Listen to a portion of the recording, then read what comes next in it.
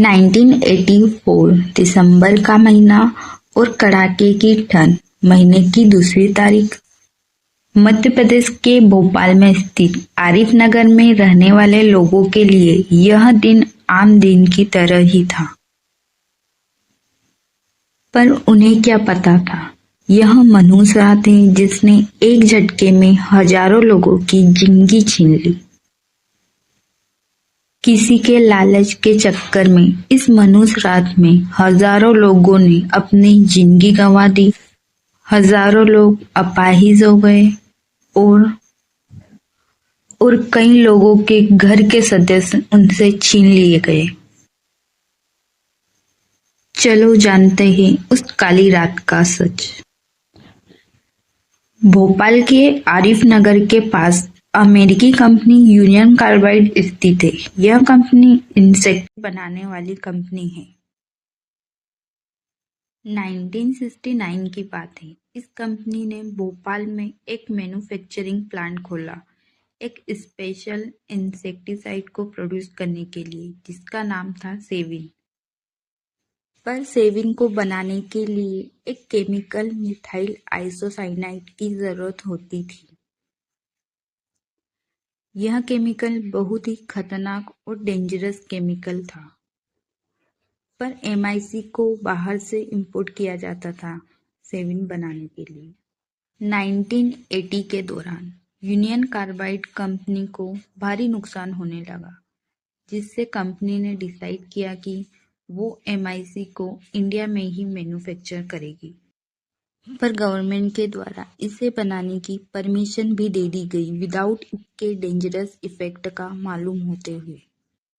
और इस कंपनी ने अपने मैन्युफैक्चरिंग प्लांट में इस एमआईसी केमिकल को बनाना शुरू कर दिया। पर इस केमिकल को बनाए जाने की खबर न कंपनी में काम करने वाले लोगों को थी, न ही भोपाल के लोगों को। 1981 के दौरान इस कंपनी की सेल फिर से गिरने लगी, जिससे कंपनी को फिर भारी नुकसान होने लगा, जिसके चलते कंपनी के द्वारा एमआईसी के सेफ्टी प्रिकॉशन को इग्नोर किए जाने लगा। पर लगभग अक्टूबर 1984 के दौरान कंपनी ने एमआईसी मैन्युफैक्चरिंग को बंद कर दिया था। एमआईसी को 3 बड़े बड़े टैंकों E610, E611 एंड E619 में लिक्विड फॉर्म में स्टोर किया जा रहा था। E610 और E611 टैंक में एमआईसी को केवल 60% ही भरना होता था और E619 टैंक इमरजेंसी के लिए खाली छोड़ना होता था। और प्रत्येक टैंक में 2 पाइप लगाए गए थे। एक पाइप से पॉइजनस गैस बाहर निकलती थी, जिसे बंद कर दिया जाता था। दूसरा पाइप N2 गैस डालता था, जो एमआईसी के प्रेशर को कंट्रोल करता था, क्योंकि अगर एमआईसी वाटर के कांटेक्ट में आ जाए तो यह एक खतरनाक रिएक्शन करता है, जिससे एक पॉइजनस गैस रिलीज होती है। पर कंपनी के द्वारा सेफ्टी प्रिकॉशंस को इग्नोर किया जा रहा था, जिसमें एमआईसी को 60% से ज़्यादा फिलअप किया जा रहा था।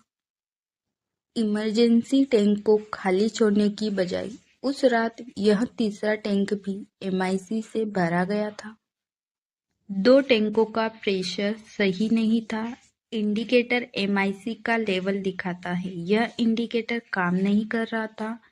एक अलार्म लगाया गया था जब एमआईसी टेम्परेचर ज़्यादा हाई हो जाता था, लेकिन अलार्म भी कई साल पहले ही बंद कर दिया गया था।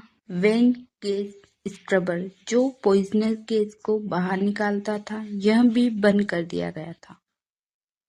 आप सोच सकते हो कितने सेफ्टी प्रिकॉशंस को कंपनी एंड कंपनी में काम कर रहे लोगों द्वारा इग्नोर किया जा रहा था।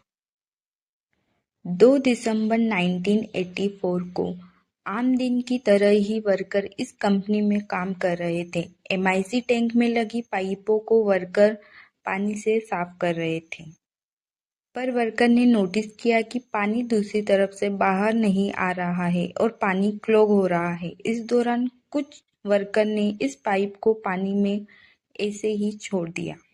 पर लगभग रात की 10 बजे पानी टैंक E610 के अंदर जाने लगा, जहां पर भारी मात्रा में MIC थी, जिससे MIC और वाटर का एक रिएक्शन होने लगा। पर करीब 1 घंटे के बाद वहां मौजूद वर्कर्स ने नोटिस किया कि उनकी आंखें जलने लगी। उन्हें लगा कहीं पर गैस लीक हुई होगी। इधर-उधर देखने के बाद उन्होंने देखा कि एक जगह से पानी ड्रिप हो रहा है और उसमें से एक येलोविश कलर की गैस निकल रही है। वर्कर्स ने यह सूचना तुरंत अपने सुपरवाइजर को दी, पर सुपरवाइजर को लगा यह पानी होगा और इस चीज को इग्नोर किया। पर वहां मौजूद वर्कर्स ने महसूस किया कि स्मेल बहुत ज्यादा और आंखें बुरी तरह से जलने लगी और धीरे धीरे खांसी भी चलने लगी है। पर पहले 2 घंटों में ही यह गैस भोपाल हवा के जरिए पूरे भोपाल शहर में फैल गई। पहले कुछ घंटों में ही लोगों को आंखों में जलन, सांस लेने में दिक्कत, उल्टी जैसी समस्याएं होने लगी। पर शहर में हालात बहुत खौफनाक बन जाते हैं। गैस शहर के ज्यादातर हिस्सों में पहुंच जाती है, इंक्लूडिंग रेलवे स्टेशन। पर कुछ देर बाद MIC कंपनी में मौजूद लोगों ने नोटिस किया कि E610 टैंक की प्रेशर रीडिंग बहुत हाई थी और यह जो अंडरग्राउंड टैंक था, ऊपर का कंक्रीट टूटने लगा। वर्कर को लगा बड़ा एक्सीडेंट हुआ है और वर्कर कंट्रोल रूम में भागे अलार्म बजाने के लिए। लगभग 1 बजे कंपनी में मौजूद सारे लोगों ने रियलाइज कर लिया था कि सिचुएशन कंट्रोल के बाहर निकल चुकी है। इस दौरान E610 टैंक से गैस भारी मात्रा में निकलने लगी। पानी जो पाइपों को धोने के लिए स्विच ऑन किया गया था, उसे तुरंत स्विच ऑफ किया गया। पर यह सिचुएशन बहुत सीरियस हो जाती है और वेंट गैस स्क्रबर में से यह गैस तेजी से बाहर निकलने लगती है।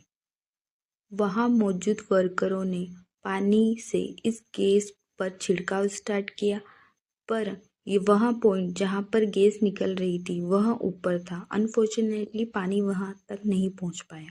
गैस के अंदर घुस जाती है। लोग खांसते खांसते घर से बाहर निकलते हैं और इधर उधर भागने लगते हैं और यह गैस की स्मेल जैसे मिर्च जल रही हो ऐसी थी। कुछ लोग नींद में ही मारे जाते हैं, कुछ लोग खांसते खांसते मारे जाते हैं और कुछ लोग जो बीमार थे उन्हें पास के हॉस्पिटल में ले जाया जाता है। पर डॉक्टर को पता ही नहीं होता है किस चीज का इलाज किया जाए, क्योंकि डॉक्टर को पता ही नहीं था कौन सी गैस लीक हुई है। कुछ डॉक्टर पेशेंट को ऑक्सीजन देते हैं क्योंकि उन्हें सांस लेने में मुश्किल हो रही थी, पर ऑक्सीजन इस गैस के साथ ओवर रिएक्ट करती है, जिसकी वजह से कई और डेथ हो गई। अगली सुबह हजारों लोग मारे जाते हैं। सड़कों पर जानवरों की डेड बॉडी दिख रही थी और यह इंडिया का worst man made industrial disaster बन गया था।